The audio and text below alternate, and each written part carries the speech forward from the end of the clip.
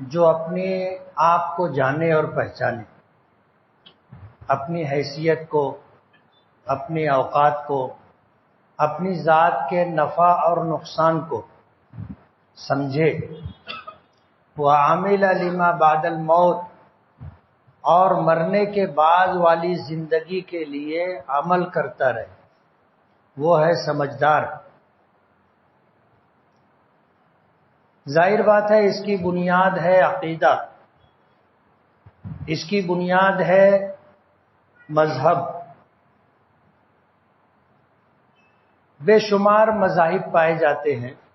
آج اگر دیکھا جائے تو پوری دنیا میں جتنے ممالک ہیں ان میں ہمارا یہ دیش ہندوستان ایک ایسا ملک ہے، شاید پوری دنیا میں اکیلا ایک ایسا ملک ہے جہاں سب سے زیادہ مختلف تہذیبیں، مختلف زبانیں، علاقائی اعتبار سے سب کے الگ الگ کلچر، سب کے الگ الگ مذہب، سب کی الگ الگ زبانیں بولی جاتی۔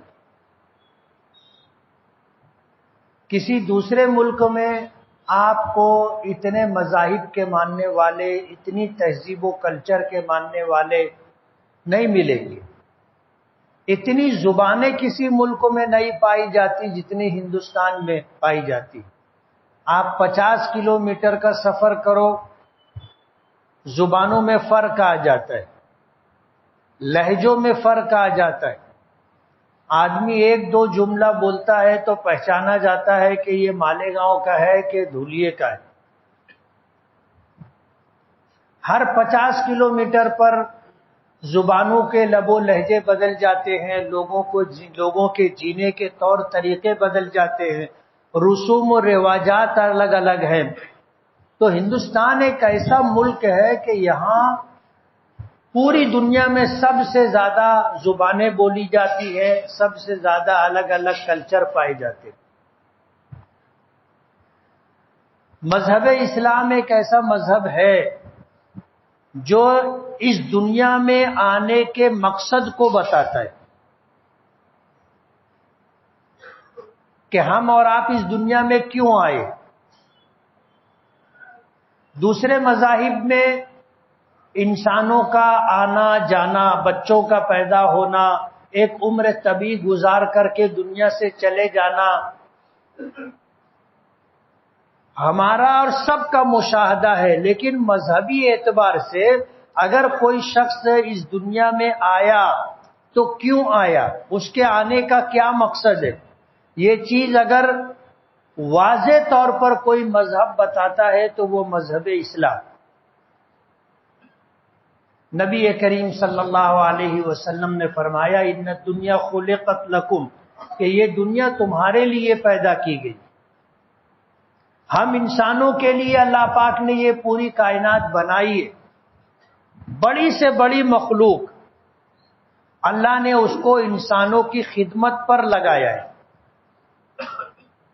زمین کا بچھانا، آسمان کی چھت مہیا کرنا، چاند سورج کا بنانے کے بعد خدمت پر معمور کرنا، ستاروں کا ہونا، بارش کا ہونا، زمین سے پیداوار کا ہونا، یہ سب کس کے لیے؟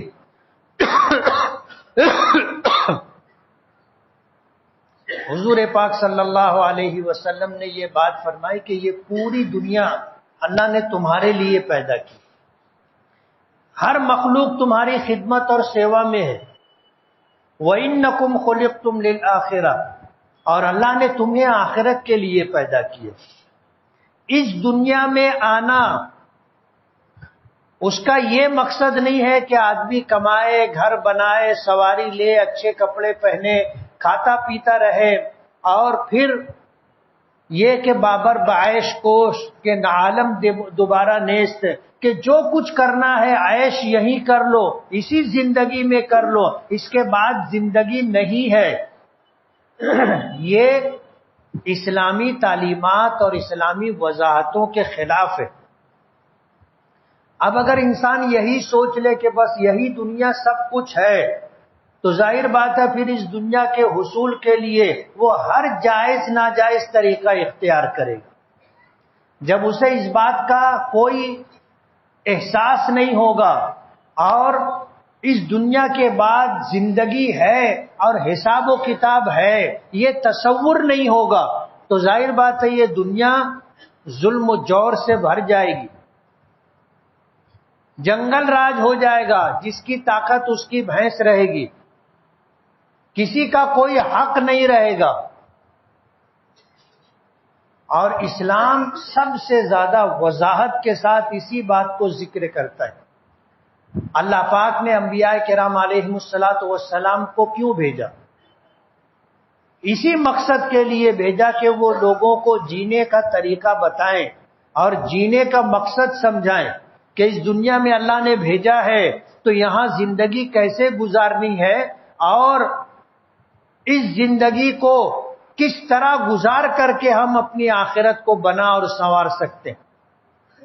تمام انبیاء کرام علیہم الصلاۃ والسلام کی آمد کا مقصد یہی تھا، ایمان۔ اور ظاہر بات ہے ایمان کے اندر یہ بھی ہے